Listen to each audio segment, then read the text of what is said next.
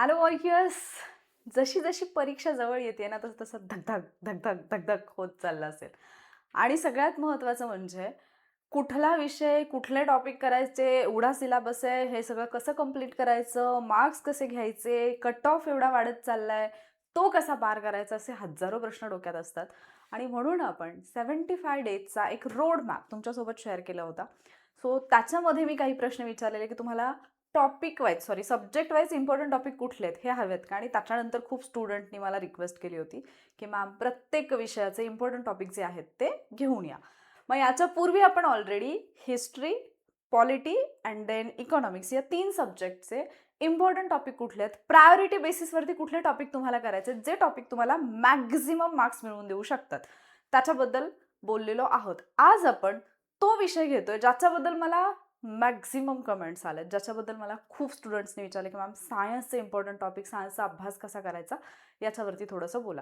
So आज आपण सायन्सचे important topic पाहणार आहोत. आणि मागच्या 2-3 सब्जेक्टप्रमाणेच आपण 2023 ते 2025 मध्ये झालेल्या ज्या काही ग्रुप सीच्या पूर्वपरीक्षा आहेत तिथे कुठल्या टॉपिकवरती प्रश्न विचारलेले आहेत, त्यांचं स्वरूप काय आहे, त्याच्यानुसार येणाऱ्या एक्झामसाठी तुम्ही कशा पद्धतीने हे टॉपिक कंप्लीट करायला पाहिजेत त्याच्याबद्दल बोलणार आहोत. पण याच्यासोबतच आणखी एक गोष्ट सांगते की ज्यावेळेला एक्झामला खूप सगळे दिवस शिल्लक होते त्यावेळेला मी एक प्लॅन शेअर केलेला, त्याच्यामध्ये 20 डेजमध्ये सायन्स कसं कंप्लीट करायचं, म्हणजे एक स्टडी प्लॅन दिलेला प्रॉपर. आणि त्याच्यासोबतच सायन्सचे म्हणजे जर तुम्ही याच्यापूर्वी सायन्स अभ्यासलेलं नसेल, सुरुवात करायची असेल किंवा सायन्स कठीण जात असेल तर कुठल्या पद्धतीने करायचं, स्टेट बोर्ड कसे अभ्यासायचे याच्याशी संबंधित एक लेक्चर. हे दोन्ही लेक्चर जे आहेत ते warrior spirit 2023 warrior spirit group C 2026 या प्लेलिस्टमध्ये दिलेले आहेत. तर ती प्लेलिस्ट ओपन करा, तिथून सायन्सचे ते लेक्चर्स पहा, तुम्हाला खूप जास्त हेल्प होईल. मग आता जेव्हा आपण सायन्सचा विचार करतो इथे गंमत तुम्हाला पाहायला मिळेल. 2023, 24 आणि 25 हे 3 वर्ष जर आपण पाहिले तर या तिन्ही पेपरमध्ये काही टॉपिक असे आहेत की सेम टॉपिकवरती 23ला प्रश्न आहे, 24ला प्रश्न आहे, 25ला प्रश्न आहे. जसं तुम्ही हिस्ट्रीमध्ये पाहिले, पॉलिटीमध्ये पाहिले, इकॉनॉमिक्समध्ये पाहिले, सायन्समध्ये त्याच्याही पुढे जाऊन म्हणजे प्रेडिक्ट करणं इझी होईल असे क्वेश्चन्स आलेले आहेत. आत्तापर्यंत सायन्स प्रेडिक्ट करणं खूप कठीण वाटायचं मागच्या 2-3 वर्षांपर्यंत, पण आता ते इझी का वाटायला लागले, कारण सायन्सचे जे क्वेश्चन्स येत आहेत, एकूण 15 प्रश्न जे आहेत, या 15 पैकी 10 क्वेश्चन्स तरी तुम्ही इझिली प्रेडिक्ट करू शकता. आणि ज्याने थोडाफार अभ्यास केलेला आहे तो 12, 13, 14 मार्क्सपर्यंत जात आहे. मला स्वतःला 13 मार्क्स मिळाले होते, माझे बरेचसे स्टुडंट आहेत 13-14 मार्क्स घेणारे. ठीक आहे. मग आता जर आपण 2023चा विचार केला तर याच्यातला जो पहिला प्रश्न आहे ना, शैवालांच्या वर्गीकरणावरती प्रश्न विचारलेला. हा टॉपिक एक असा आहे, शैवालांचं वर्गीकरण. शैवाल हा एक घटक जो तुम्हाला पूर्वपरीक्षा, मुख्य परीक्षेला तर 2 मार्क्स इतके मार्क्स मिळवून देईल. फक्त शैवाल करताना काय करायचं, फक्त वनस्पतींचे वर्गीकरण याच्यापुरतं ते मर्यादित ठेवायचं नाही. शैवालांचे प्रकार कुठले आहेत, त्यांच्यामध्ये असणारे रंगद्रव्य कुठले आहेत, शैवालांचा नायट्रोजन स्थिरीकरणामध्ये काही सहभाग आहे का, ज्यावेळेला आपण प्रकाश संश्लेषण ही जी क्रिया अभ्यासतो त्याच्यामध्ये शैवालांचा काही सहभाग आहे का, त्याचं काही वैशिष्ट्य आहे का, या सगळ्या गोष्टी ज्या आहेत त्या अभ्यासायच्या. मग जेव्हा शैवाल आपण अभ्यासतो, शैवालांचे प्रकार अभ्यासतो, जिथे आयोगाने प्रश्न विचारलेत. आणि एक गंमत अशी आहे, बरेचसे प्रश्न हे मेन्सला विचारलेलेच रिपीट होतात प्रीला. कधी कधी ग्रुप बीला विचारलेले ग्रुप सीला रिपीट होतात किंवा ग्रुप सीचे ग्रुप बीला रिपीट होतात. ॲज इट इज ऑप्शन सुद्धा चेंज न करता आयोगाने प्रश्न विचारलेले आहेत. त्यामुळे हे तुम्हाला थोडंसं परफेक्ट करायचं आहे. शैवाल हा टॉपिक जर अवघड जात असेल, सायन्स बाय वॉरियर ऑफिसर ही प्लेलिस्ट ओपन करा, तिथे मी शैवालांचे प्रकार आणि त्याच्यामध्ये असणारी जी उदाहरणं आहेत तर ती नावं कशी लक्षात ठेवायची विथ ट्रिक्स दिल्या. म्हणजे एकदा लेक्चर पाहिलं तरी सुद्धा तुम्हाला सगळ्या शैवालांचे जे प्रकार आहेत, त्यांच्यामध्ये असणारी रंगद्रव्य आहेत, त्यांची उदाहरणं, हे सगळं जे आहे ते तोंडपाठ होऊन जाईल. ठीक आहे. सो शैवाल वर्गीकरण, वनस्पती पोषण, अतिपाण्याचा परिणाम. आता ज्या पद्धतीने मी तुम्हाला इकॉनॉमिक्समध्ये एक गोष्ट बोलले होते की काही प्रश्न असे असतात ज्याचा तुम्हाला स्पेसिफिक अभ्यास असण्याची गरज नाहीये किंवा तो कंटेंट मला पाठच असला पाहिजे असं काही नाहीये, किंवा स्पेसिफिक डेटा मला माहिती असला पाहिजे असं नाहीये. फक्त तुमच्या जनरल नॉलेजवरती, लॉजिकवरती तुम्ही त्याच्या आन्सरपर्यंत पोहोचू शकता. असे काही प्रश्न तुम्हाला सायन्समध्ये सुद्धा सापडतात. काही म्हणण्यापेक्षा मी म्हणेन 2 ते 3 प्रश्न असे असतात, जे फक्त तुम्ही शांत डोक्याने विचार करून जर प्रश्न वाचलात, तर तुम्ही उत्तरापर्यंत पोहोचू शकता. त्याच कॅटेगरीमधला हा एक प्रश्न होता, की जर वनस्पतींना म्हणजे अति पाणी झालं, तर त्याचा परिणाम काय होऊ शकतो? मग असे जे प्रश्न असतात, यांची उत्तर आपण जनरल नॉलेजवरती देऊ शकतो. त्यानंतर नायट्रोजन स्थिरीकरण, याच्यामध्ये शैवालांची भूमिका किंवा कुठलं शैवाल असतं, या टाईपचा हा क्वेश्चन होता. नायट्रोजन स्थिरीकरण ही जी एक क्रिया आहे, त्याच्यामध्ये कुठले शैवाल आहेत, कुठले जैविक घटक आहेत, हे सगळं तुम्हाला माहिती पाहिजे. कारण इथे वेगवेगळ्या अँगलने आयोगाने प्रश्न विचारले आणि हा फक्त 1 वर्ष प्रश्न आलेला नाहीये, वारंवार विचारलेला प्रश्न आहे. देन मिओसिसचे टप्पे. आता सजीवांचे वर्गीकरण म्हणून एक चॅप्टर येतो तुमच्याकडे. तिथे तुम्हाला प्राणी वर्गीकरण पण अभ्यासावं लागतं, प्लस वनस्पती वर्गीकरण पण अभ्यासावं लागतं आणि याच्यामध्येही काही विशेष जे टप्पे दिलेले असतात, म्हणजे अगदी सजीवांच्या वर्गीकरणामध्येच नाही, एकूणच ज्या आपल्या जीवन प्रक्रिया आहेत, याच्यामध्ये जे वेगवेगळे टप्प्यांच्या माध्यमातून ज्या क्रिया घडत असतात, तर हे टप्पे आयोगाने बऱ्याचदा विचारलेले आहेत. मग ते अगदी तुमची उत्सर्जन संस्था असेल, उत्सर्जनाचे जे टप्पे आहेत, त्याच्या बाबतीतही प्रश्न विचारलेले आहेत.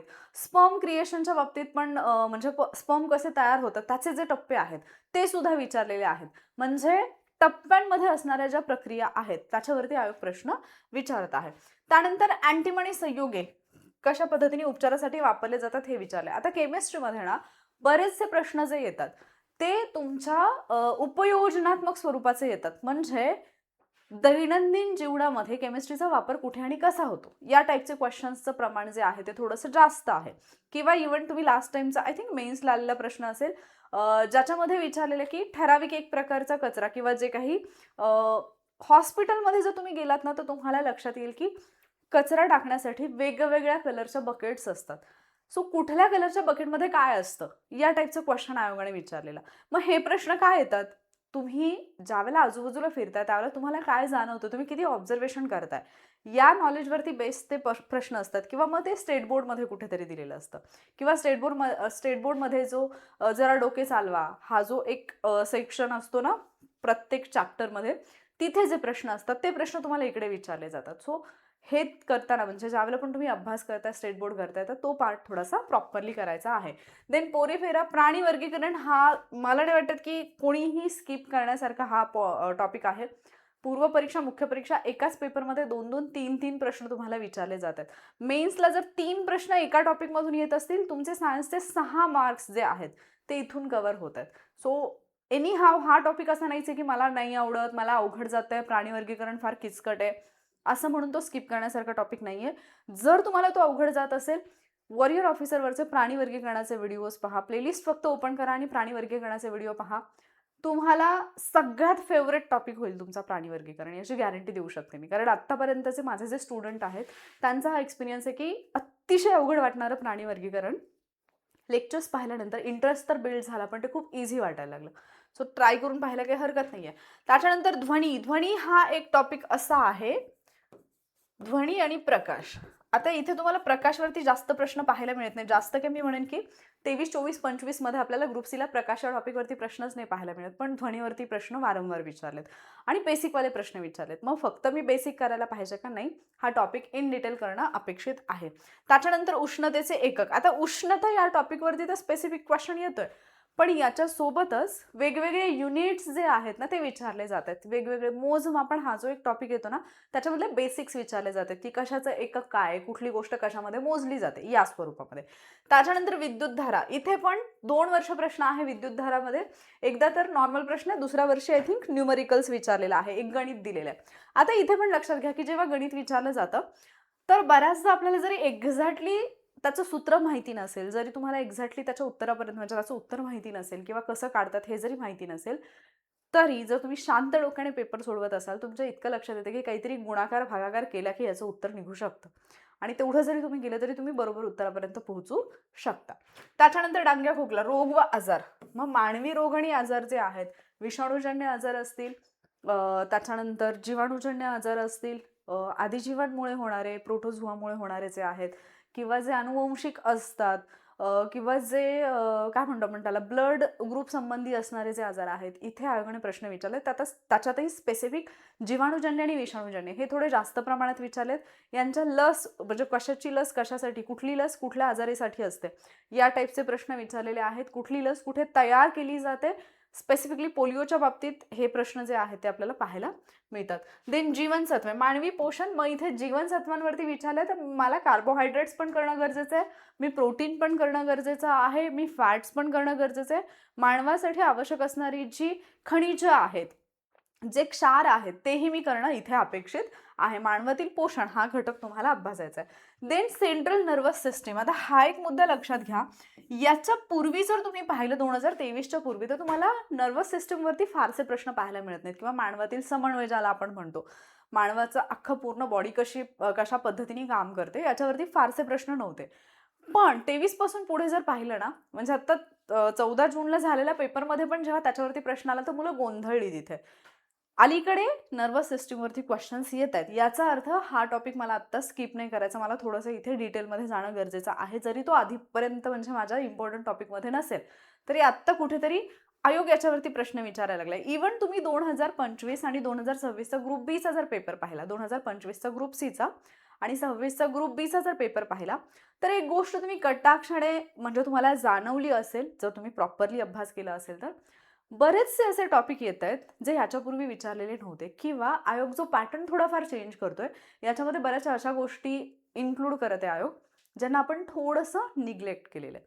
त्याच्यामुळे आपल्या अभ्यासामध्ये तो एक स्पेसिफिक बदल जो आहे तो होणं गरजेचं आहे. देन मिश्र धातू. आता हा एक पॉईंट असा लक्षात ठेवा, अर्धा पेज किंवा एक 9-10 मिश्र धातू अलॉय जे आहेत ते, ज्याला तुम्ही संमिश्र असं सुद्धा म्हणता, हे 9-10 संमिश्र जे आहेत त्याच्यातही 4 ते 5 इम्पॉर्टंट वाले आहेत, जे आयोगाने परत परत परत विचारलेले आहेत. ठीक आहे, म्हणजे खूप वेळा रिपीट केले. सो हा टॉपिक मला स्किप नाही करायचा. इथे जर्मन सिल्वर विचारले, त्याच्यानंतर ब्रॉन्झ विचारले, त्याच्यानंतर ब्रास विचारले. म्हणजे प्रत्येक वर्षी एक तरी प्रश्न आहे, आणि किती छोटे पॉईंट्स आहेत ते, म्हणजे असंही नाही की त्याला मला फार डोकं लावावं लागतं. सो ज्यांनी लेक्चर्स केलेत सायन्सचे त्यांना माहिती असेल की अलॉय कसे लक्षात ठेवायचे, त्याच्या ट्रिक्स पण मी दिलेल्या आहेत. त्याच्यानंतर ॲस्पिरिनचं रासायनिक नाव. आता जसं मी म्हटलं की केमिस्ट्री करताना तुम्हाला दैनंदिन जीवनामध्ये त्याचा वापर काय आहे, विनेगरचं रासायनिक नाव काय आहे, या टाईपचा प्रश्न विचारलाय. किंवा कुठल्या फळामध्ये कुठल्या पदार्थामध्ये कुठलं ॲसिड असतं, त्या ॲसिडला जर आपण काहीतरी वेगळं म्हणत असू तर त्याचं रासायनिक नाव काय आहे, या टाईपचे खूप क्वेश्चन्स इकडे पाहायला मिळतात. सो हा पार्ट थोडासा करून ठेवा. अँड देन आमलारीमध्ये तुम्हाला कठीण आणि मृदू आमलाणी आमलारी जे असतात, म्हणजे आमलाणी आमलारी त्याच्यामध्ये सॉफ्ट जे असतात आणि हार्ड जे असतात ते विचारतात. हे 15 प्रश्न 2023 आहेत.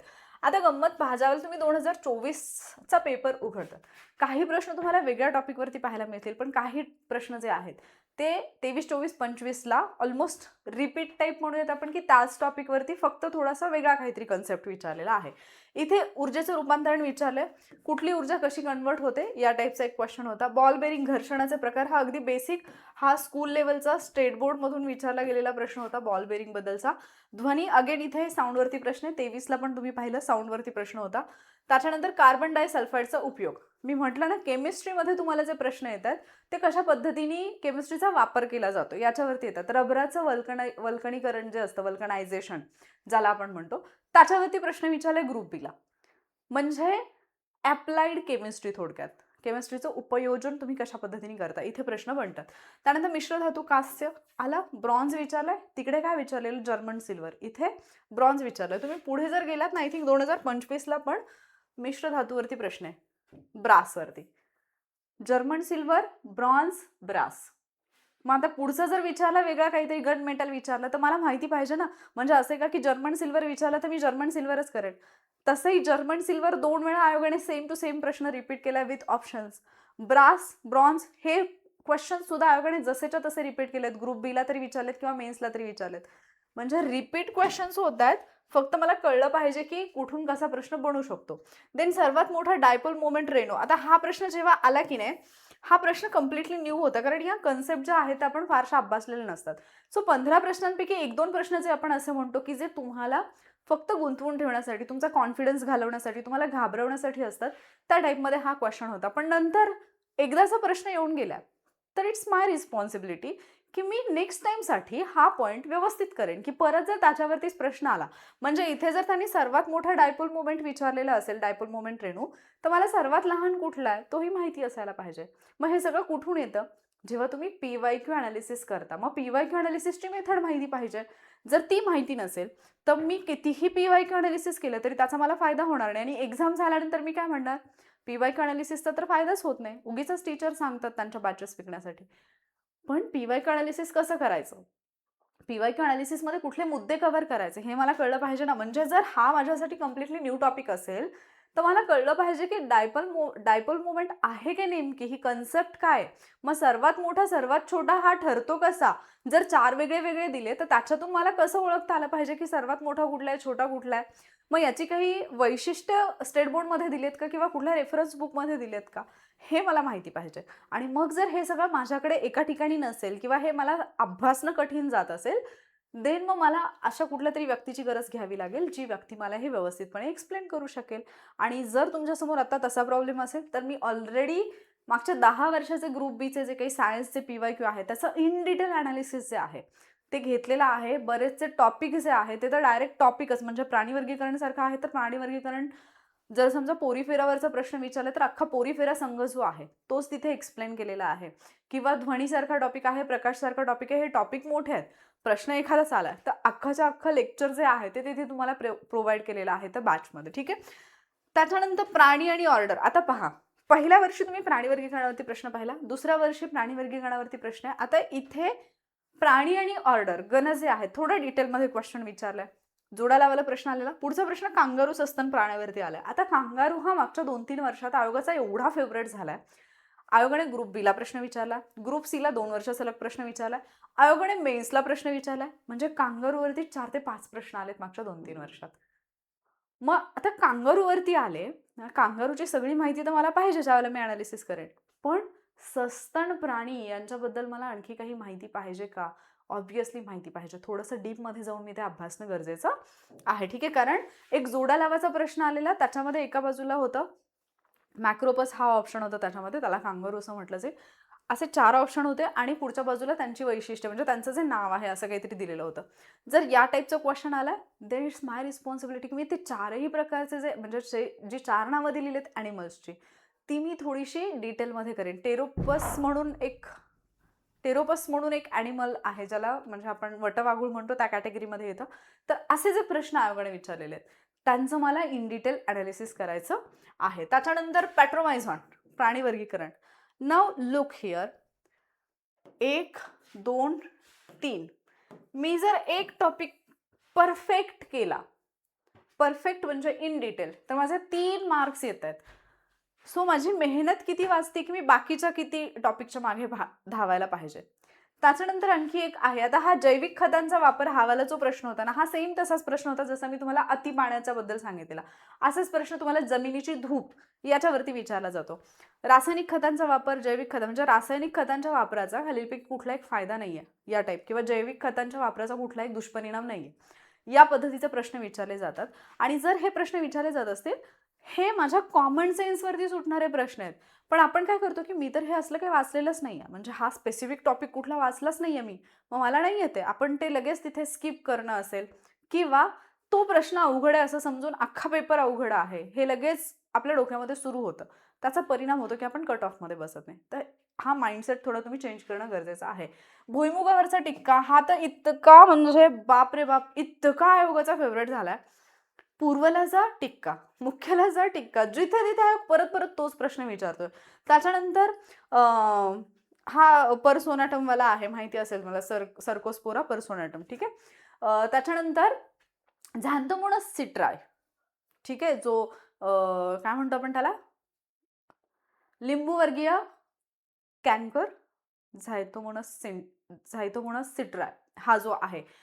तर हे एक 4-5 आजार जे आहेत ना, रोग आहेत ना वनस्पतींवरचे, ते तर आयोगाने इतके रिपीट केलेत ना.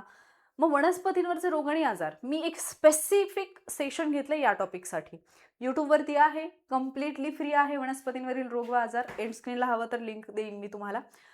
ते लेक्चर पहा. त्या एका लेक्चरमध्ये ग्रुप बी, ग्रुप सी, राज्यसेवा यांच्या पूर्वपरीक्षांना प्लस मुख्य परीक्षांना विचारलेले जे प्रश्न आहेत ते कसे रिपीट झालेत, ते सगळे लक्षात कसे ठेवायचे, जे कठीण जाताना लक्षात ठेवायला ते कसं लक्षात ठेवायचं, हे सगळं दिलं. इव्हन 14 तारखेचा पेपर झाल्यावर पण विद्यार्थ्यांच्या खूप कमेंट आल्या. त्याच्या आधीच्या पेपरला पण 4 जानेवारी 11 जानेवारीच्या पेपरनंतर पण खूप कमेंट आले की मॅम ट्रिक्स फटाफट आठवल्या. इव्हन प्राणी संघामध्ये सुद्धा प्रत्येक प्राणी संघातले जे प्राणी आहेत त्यांची वैशिष्ट्य आहेत, एकूण त्यांच्याबद्दलचं स्पेसिफिक काही माहिती असेल तर ती कशी लक्षात ठेवायची याच्या सगळ्या ट्रिक्स ज्या आहेत. आणि ऑलमोस्ट प्राणी वर्गीकरणामधले 1-2 संघ सोडले तर बाकी सगळं फ्रीमध्ये यूट्यूबवरती दिलेलं आहे. सो जर तुम्हाला पेड नाही घ्यायचं ठीक आहे, पण ॲटलिस्ट फ्रीवाला तरी पाहून स्वतःचे मार्क्स जे आहेत ते इन्क्रीज करा. देन ब्रायोफायटा, वनस्पती वर्गीकरण. अगेन प्राणी वर्गीकरण, वनस्पती वर्गीकरण हे 2 टॉपिक असे आहेत जे बिलकुल स्किप करायचे नाहीत. वनस्पतींचं पोषण हे अजिबात स्किप करायचं नाही. का? कारण तिथे परत परत परत प्रश्न येतात. पोलिओलस, मानवी रोग व आजार सांगितले मी तुम्हाला. हां, तर सिम्बायोसिस हा एक प्रश्न जो आला होता ना, इथे त्यांनी एक कन्सेप्ट विचारलेली होती. मग त्यांनी प्रश्नामध्ये एकाच कन्सेप्टबद्दल विचारले, बट बाकी जे 3 ऑप्शन आहेत ते पण सिम्बायोसिसशी रिलेटेड काहीतरी प्रकार दर्शवत आहेत. मग मला ते प्रकारही माहिती असले पाहिजेत. म्हणजे ज्यावेळेला 2 जीव एकमेकांवरती आधारित जगतायत, मग दोघांचंही नुकसान होत नाही त्या सिच्युएशनला काय म्हणायचं? एकाचं नुकसान होतं, एकाचा फायदा होतोय त्या सिच्युएशनला काय म्हणायचं? एकाचा फायदा होतोय, दुसऱ्यावरती काहीही परिणाम होत नाहीये त्या सिच्युएशनला काय म्हणायचंय? आणि दोघांचाही फायदा होतोय त्या सिच्युएशनला काय म्हणायचं? या ज्या कन्सेप्ट आहेत, मग हा एक प्रश्न आला ना, तिथेच या 4ही कन्सेप्ट तुमच्या क्लिअर झाल्या पाहिजेत. असं नाही की इथे जर मला एक विचारली तर ती एकच मी करेन, कारण नेक्स्ट टाइम आयोग तुम्हाला पुढची विचारेल किंवा 4 देईल एका बाजूला म्हणजे व्याख्या टाईप किंवा शॉर्टमध्ये, आणि दुसऱ्या बाजूला त्यांना काय म्हणतात जोड्या लावायला देईल किंवा चुकीची किंवा बरोबर जोडी ओळखा या टाईपमध्ये देईल. माझं काम आहे की ज्यावेळेला एकदा तो प्रश्न आलाय तर तो टॉपिक माझा नीट झाला पाहिजे. आणि देन गलगंड अगेन मानवी पोषणवरती. ठीक आहे, म्हणजे आता 2 वर्षांचे प्रश्न पाहून तुमच्या लक्षात आलं असेल, प्राणी वर्गीकरण असेल, वनस्पती वर्गीकरण असेल, मानवातलं पोषण असेल, रोग व आजार असेल, वनस्पती पोषण असेल, ध्वनी असेल, हे टॉपिक आहेत जे मोस्ट इम्पॉर्टंट कॅटेगरीमध्ये जातात. आणि अप्लाइड केमिस्ट्री, त्याच्यानंतर मिश्र धातू, हे काही टॉपिक आहेत जे परत परत रिपीट होतात. मग हे मला स्किप नाही करायचं. आणि आता 2025 तर तुम्हाला असं शिक्कामोर्तब करून देईल की येस, हेच ते टॉपिक आहेत जे तुला स्किप करायचे नाही आहेत. हे जर तू स्किप करत असशील तर टाटा बाय बाय, MPSC तुझ्यासाठी नाही आहे. हे तुम्हाला 2025चा पेपर दाखवून देईल. आणि ते 2026चा पेपर जेव्हा येईल ना, मी गॅरंटी देऊ शकते की 2026च्या पेपर नंतर पण मी एक सेशन घेऊन येईन. कारण याच्या आधी पण जे पेपर झालेत ना, प्रत्येक एक्झाम नंतर मी ॲटलिस्ट सायन्स आणि पॉलिटीचे तरी असे सब्जेक्ट, म्हणजे ते 15 प्रश्न आणि ते कुठून विचारलेत किंवा त्याचा रेफरन्स PYQ मध्ये काय आहे हे प्रत्येक वेळी दाखवून दिले. 75+ क्वेश्चन्स आपल्याला प्रत्येक क्वेश्चन पेपरमध्ये PYQच्या रेफरन्समधून सापडतात. पण आपण ते प्रॉपरली करत नाही, आणि जरी केलं तर मग त्या 1 तासामध्ये ते आपल्याला व्यवस्थितपणे तो 1 तास हँडल नाही करता आला तर मग गई भैस पाणी में असं होतं. ठीक आहे, चलो. जलविद्युत केंद्राचा परिणाम. अगेन हा जे मी तुम्हाला म्हटलं ना, जैविक खतांचा वापर, अति पाण्याचा वापर, तसाच हा जलविद्युत केंद्राचा परिणाम. म्हणजे जलविद्युत केंद्रामुळे काय होऊ शकतं, काय होऊ शकत नाही, हे त्यांनी विचारलेलं आहे. आणि हे अगेन आपल्या कॉमन सेन्सवरती उत्तर देण्यासारखा प्रश्न असतो. विद्युत धारावरती एक गणित विचारलेलं होतं. आता हे गणित जे होतं ना, हे पण थोडंफार म्हणजे 2 बल्ब लावले, 1 फॅन लावला, मग दिवसाला एवढी लाईट जळते, मग महिन्याला किती जळेल, आणि जर हा दर असेल तर किती लाईट बिल येईल वगैरे, या टाईपमध्ये क्वेश्चन्स येतात. सो फक्त थोडेसे कॅल्क्युलेशन करायचे असतात. फार काही याच्यामध्ये विद्या बोलायची गोष्ट नसते, नॉर्मल कॅल्क्युलेशन्स असतात. पण आपण कधी सायन्सचे गणित केलेलंच नसतं, त्याच्यामुळे ते कठीण वाटतं. सो विद्युतधारा असेल, ऊर्जा असेल, शक्ती असेल, किंवा प्रकाश टॉपिकमध्ये काही थोडीफार गणितं आहेत तर ही थोडीशी करून ठेवा. म्हणजे ॲटलिस्ट एखादं दुसरं उदाहरण करून ठेवा. स्टेट बोर्डमधली करा स्पेसिफिकली, कारण आयोग काय करते, स्टेट बोर्डमधलं गणित ॲज इट इज उचलून इकडे टाकते, फक्त त्याच्यामधले आकडे किंवा नावं जी आहेत ती बदलली जातात. त्याच्यानंतर किरणोत्सारिता, अल्फा बीटा गॅमा, हा टॉपिक तुमच्या प्री मेन्स दोन्हीसाठी इम्पॉर्टंट आहे. मेन्सला तर एकाच वर्षी 2 प्रश्न एका टॉपिकवरती, म्हणजे 4 मार्क्स. डिसाईड करा काय करायचं. त्याच्यानंतर मिश्र धातू आला का, brass, German silver, bronze, brass. त्याच्यानंतर मॅल्केट, धातू आणि धातुके, मेटल आणि ओर्स किंवा आपण मिनरल्स आणि ओर, खनिज आणि धातुके, हा जो काही टॉपिक आहे तिथे हा प्रश्न जातो. तर अगेन इथे पण आता इथे मॅल्केट विचारलाय, त्याच्यानंतर बॉक्साईटबद्दल प्रश्न विचारलाय, त्याच्यानंतर आत्ता रिसेंटली पण एक त्याच्यावरतीच प्रश्न काहीतरी विचारलाय. म्हणजे हा टॉपिक पण आहे की जो आयोग परत परत परत विचारतोय, मग हा मला स्किप करायचा नाहीये. त्याच्यानंतर संयुग आणि बंध, हा अगदी कॉमनवाला जे काही बेसिक कन्सेप्ट असतात आपल्या, तिथे हा प्रश्न होता. निडारिया प्राणी संघ, प्राणी वर्गीकरणावरती, परत सस्तन प्राणी कांगारूवरती प्रश्न आहे. गेल्या वर्षी होतं 24ला, 25ला परत एकदा आलाय, 26ला आला तर आश्चर्य नको वाटायला, किंवा सस्तन प्राण्यावरती आला स्पेसिफिकली, आश्चर्य नको वाटायला. प्राणी वर्गीकरण अगेन 2 प्रश्न जे आहेत ते इथे तुम्हाला दिसतील. त्याच्यानंतर घातक सबटर्शियन मलेरिया, कुठला टॉपिक आहे आपला? रोग व आजार, जो मानवाशी संबंधित आपण पाहतो. नायट्रोजन स्थिरीकरण, आता तिथे शैवाल विचारलेलं पहिल्या वर्षी, इथे जीवाणू विचारलाय, हे माहिती पाहिजे. वनस्पतींवरचे रोग, भुईमुगावरचा टिक्का 24ला विचारलाय, 25ला विचारलाय, रिपीटेड क्वेश्चन. 4 o'clock वनस्पती, वनस्पतींचं वर्गीकरण, ही जी वनस्पती असते ना, याला 4 o'clock वनस्पती म्हटलं जातं. तर त्यांनी डायरेक्ट विचारलंय की कुठली वनस्पती की जिला 4 o'clock वनस्पती म्हणून ओळखलं जातं. देन रक्त गोठण्यासाठी आवश्यक घटक कोणते, कुठले फॅक्टर आहेत जे रिक्वायर्ड असतात आपल्या ब्लड क्लोटिंगसाठी, हा एक प्रश्न आहे. विषाणूजन्य आजार विचारलेत, म्हणजे रोग आणि आजार, आणि प्लाझ्मा, मानवी रक्तामध्ये त्याचं प्रमाण. म्हणजे आता इथे हे 2 प्रश्न आहेत 2025ला जे मानवी रक्ताभिसरण संस्थेशी संबंधित विचारलेत. म्हणजे जर मी 23-24ला किंवा त्याच्या आधी मानवी रक्ताभिसरण संस्थेशी संबंधित प्रश्न नाही पाहिले, पण इथे पाहिले 2 प्रश्न पाहिले, याचा अर्थ मला आता मानवी रक्ताभिसरण संस्था थोडी डिटेलमध्ये करायला पाहिजे. आरबीसी काय आहे, डब्ल्यूबीसी काय आहे, प्लाझ्मा काय आहे, प्लेटलेट्स काय आहेत, या कन्सेप्ट मला माहिती असायला पाहिजेत. मानवी रक्तामध्ये असणारं त्यांचं प्रमाण किती आहे, किंवा प्लाझ्मामध्ये प्लेटलेट्समध्ये स्पेसिफिक कुठले कुठले घटक आहेत, त्यांचं प्रमाण किती आहे, आरबीसीमध्ये केंद्रक कोणाला असतं कोणाला नसतं, हे जे घटक आहेत ते मला माहिती पाहिजेत. रक्ताभिसरण हे जे लेक्चर मी सायन्समध्ये दिलेलं आहे, आय थिंक क्लासमध्ये असेल, मला नाही आठवत आहे यूट्यूबवरती दिले की नाही, पण त्याच्यामध्ये याच्यातला प्रत्येक पॉईंट तुमचा कसा लक्षात राहील, अगदी दैनंदिन जीवनातली उदाहरण, जेम्सच्या गोळ्या, साबुदाणा वडा, याच्यावरून ते कसं लक्षात ठेवू शकता, हे इतक्या इझी लँग्वेजमध्ये सांगितले की तुम्हाला कधीच कन्फ्युजन नाही होणार की डब्ल्यूबीसी जास्त आहेत, आरबीसी जास्त आहेत, प्लेटलेट्स म्हणजे काय, कशामध्ये कशाचं प्रमाण आहे, कशात केंद्रक आहे, कशात नाही, कशाचा आकार कसा आहे, काय अंतर्वक्र असतं, बहिर्वक्र असतं, हे काहीही कन्फ्युजन तुमचं होणार नाही, इतक्या सोप्या पद्धतीत ते दिलेलं आहे. त्यामुळे लेक्चर पहा. मग आता हे सगळं पाहिल्यानंतर माझ्या लक्षात काय आले, माझी फर्स्ट प्रायोरिटी काय आहे ज्यावेळेला मी सायन्सचा अभ्यास करत आहे, की कुठले टॉपिक आहेत जे मला प्रायोरिटी बेसिसवरती करायचे आहेत. पहिली गोष्ट तर सजीवांचे वर्गीकरण. मग ज्यावेळेला मी सजीवांचे वर्गीकरण म्हणत आहे त्यावेळेला मला नेमकं काय करायचं, याच्यामध्ये सगळ्यात इम्पॉर्टंट आहे प्राणी वर्गीकरण, आणि त्याच्यानंतर आहे वनस्पती वर्गीकरण. हे 2 चॅप्टर हे माझ्या लिस्टमध्ये फर्स्ट प्रायोरिटी असतील बायोलॉजीमध्ये. का? कारण बायोलॉजीचं मला एकूण 9 प्रश्न येतात, 8 किंवा 9 येतात. देन केमिस्ट्री आणि फिजिक्सचा जर मी विचार केला तर या दोन्हीमध्ये मला 3+3 असे 6 प्रश्न येतात. मग हे प्रमाण थोडंफार एखादा दुसरा क्वेश्चन इकडे तिकडे होऊ शकतो, पण मला माहिती ना की कुठला म्हणजे सायन्सचा कुठला पार्ट आहे जो मला मॅक्झिमम मार्क्स मिळवून देऊ शकतो, तर मला तो फोकस करता आला पाहिजे. ठीक आहे. मग आता सजीवांचे वर्गीकरण, प्राणी आणि वनस्पती झालं. त्याच्यानंतर पोषण. आता जेव्हा मी पोषण म्हणत आहे तर मी फक्त मानवातील पोषण करणार आहे का? नाही. मानवातील पोषण तर मला करायचंच आहे, पण त्याच्यासोबत मला वनस्पती पोषण हेही करायचं आहे.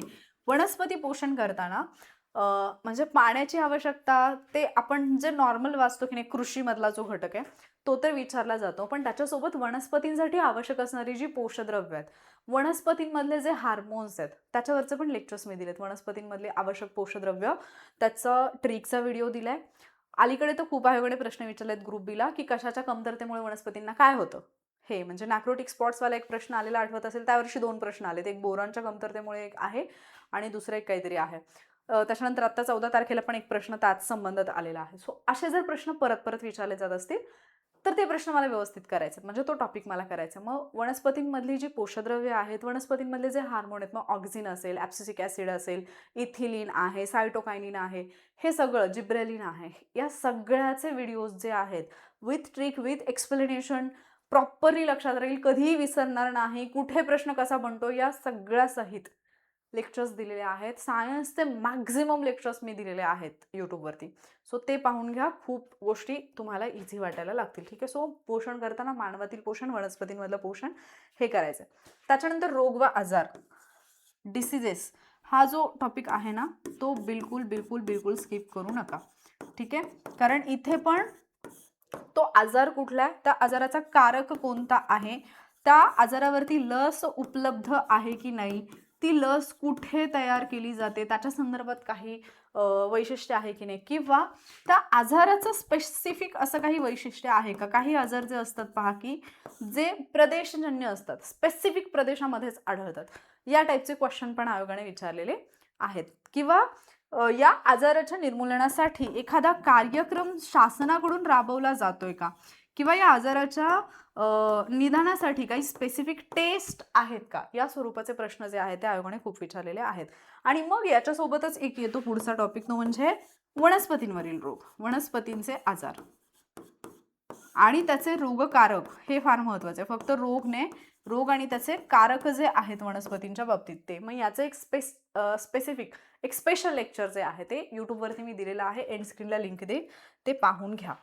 त्याच्यानंतर जर आपण पाहिलं तर पुढचा जो टॉपिक येईल, आता हे झाले तुमचे बायोलॉजीमध्ये. याचा अर्थ असा नाही की बाकीचे इम्पॉर्टंट नाहीत, मी फर्स्ट प्रायोरिटी सांगितली की माझ्याकडे टाइम कमी आहे, मला मॅक्झिमम मार्क्स घ्यायचे आहेत, तर कुठले करायला पाहिजेत. मग बायोलॉजीमधले जे पॉईंट आहेत, मग याच्याशिवाय आत्ता जे आपण पाहिलं की नाही मानवातील समन्वय, आता प्रश्न विचारले जात आहेत, मग ॲटलिस्ट माझं काम आहे की मी काय करेन, नर्वस सिस्टीमवरती जे काही PYQ आहेत ते तरी डिटेलमध्ये करेन. मग त्याच्यामध्ये मानवातील काही ग्रंथी असतील, काही संप्रेरक असतील, काही विकर असतील, हे सुद्धा मला करता आलं पाहिजे. आणि मानवातील संप्रेरक विकर याच्यावरती पण एक लेक्चर जे आहे ते यूट्यूबवरती मी दिलेलं आहे. त्याच्यानंतर बायोडायव्हर्सिटी, जैवविविधता, म्हणजे सजीवांचं वर्गीकरण करताना तुम्हाला बायोडायव्हर्सिटी करावीच लागते, जैवविविधता, त्याचंही लेक्चर एक दिले. तिथे पण सगळ्या बेसिक कन्सेप्ट ज्या आहेत त्या दिलेल्या आहेत.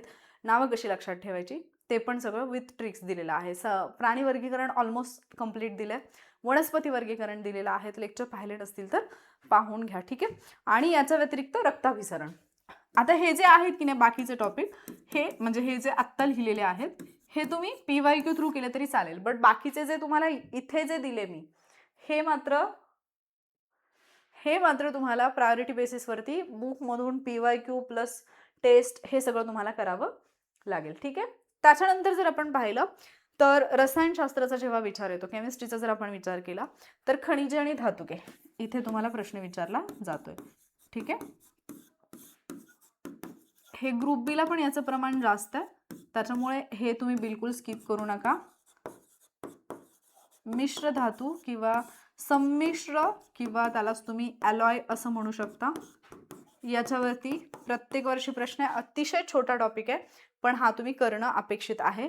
त्याच्यानंतर केमिकल बॉन्ड किंवा ज्याला तुम्ही रासायनिक बंध म्हणता, इथे प्रश्न आता तर एकच प्रश्न आलाय, पण असं नाही की इथे प्रश्न विचारला जाणार नाही, कारण ग्रुप बीला पण याच्यावरती प्रश्न आहे, म्हणजे हा प्रश्न तुम्हाला इथे प्रश्न बनवू शकतो. त्याच्यानंतर आम्लरी क्षार, आम्लरी क्षार म्हणजे ऍसिड, बेस आणि साल्ट, तो वाला जो टॉपिक आहे, तर तिथे पण तुम्हाला प्रश्न विचारले जातात. आणि याच्यामध्ये पण ना की कुठल्या पदार्थामध्ये कुठल्या ऍसिड असतं, त्याला त्या ऍसिडचं नाव काय आहे, रासायनिक नाव काय आहे, किंवा त्याचा दैनंदिन जीवनातला वापर काय, वेगवेगळे जे क्षार आहेत त्यांचे वापर जे आहेत ते आयोगाने बऱ्याचदा विचारलेले आहेत, ठीक आहे. आणि इथेच मग तुम्ही केमिस्ट्री प्लस फिजिक्स दोन्हीकडे जो थर्मोडायनामिक्स हा जो टॉपिक येतो, केमिस्ट्रीमध्ये तुम्ही किरणोत्सारिता म्हणून जो एक टॉपिक तुम्हाला पाहायला मिळेल, हा टॉपिक जो आहे तो थोडा परफेक्ट करा, कारण हा प्री प्लस मेन्सच्या दृष्टीने इम्पॉर्टंट आहे. त्याच्यानंतर जर आपण पाहिलं तर फिजिक्समध्ये ध्वनी पहिल्या नंबरला, विद्युतधारा,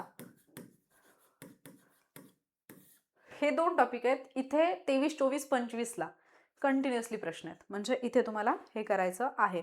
आणि याच्यामध्ये आणखी एक येईल ऊर्जा, कारण ऊर्जेचे रूपांतरण वगैरे जे आहे ना तिथे प्रश्न आहेत. ऊर्जा कार्यशक्ती, इथे खरं तर ऊर्जावरतीच प्रश्न विचारलेले आहेत, त्यातही उष्णता हा जो टॉपिक आहे तो थोडासा प्रॉपरली करा, ठीक आहे. हा तुम्हाला ऍक्च्युली दोन्हीकडे पाहायला मिळेल, फिजिक्स केमिस्ट्रीमध्ये, ठीक आहे, तिथे प्रश्न विचारला जाईल.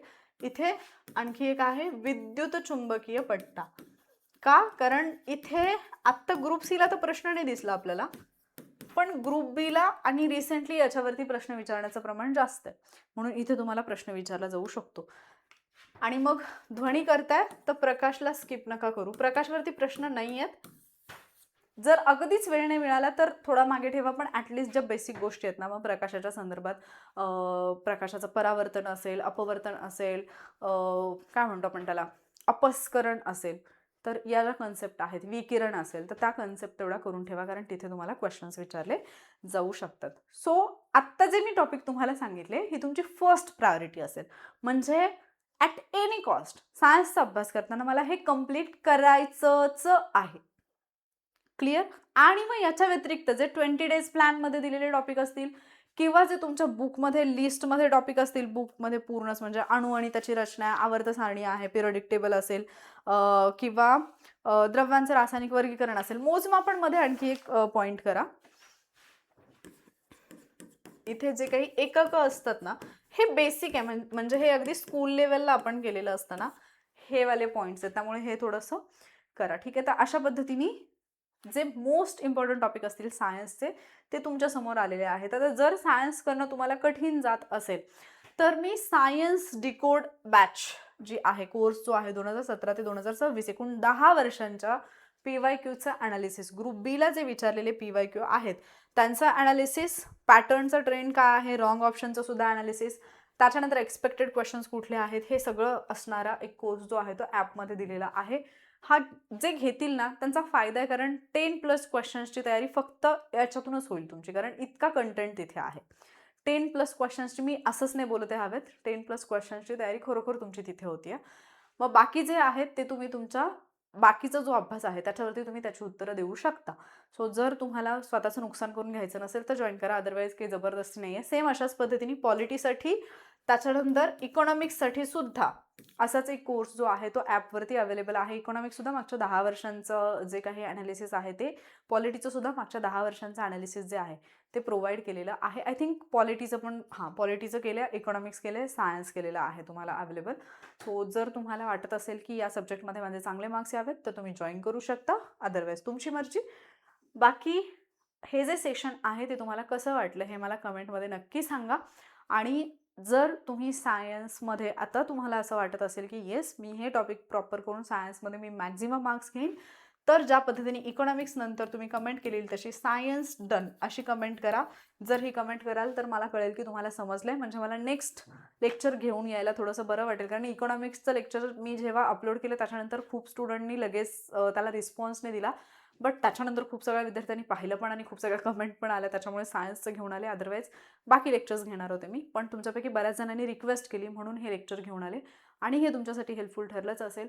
तुम्ही प्ले स्टोअरवरून ॲप डाउनलोड करून वॉरियर ऑफिसरला फॉलो करू शकता, टेलिग्राम प्लॅटफॉर्मवरती करू शकता, किंवा यूट्यूबवरती आत्ता जिथे तुम्ही लेक्चर पाहताय जर चॅनलला सबस्क्राईब केलं नसेल तर सबस्क्राईब करा, कारण असेच हेल्पफुल व्हिडिओज तुमच्या एक्झामची प्रिपरेशन इझी बनवणारे, तुम्हाला रिझल्टच्या जवळ घेऊन जाणारे व्हिडिओज या प्लॅटफॉर्मवरती मी तुमच्यासाठी घेऊन येत असते.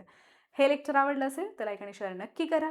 पुढचं लेक्चर पाहण्यासाठी सबस्क्राईब नक्की करा आणि कमेंट करायला विसरू नका. लवकरच भेटूयात आपण पुढच्या लेक्चरमध्ये.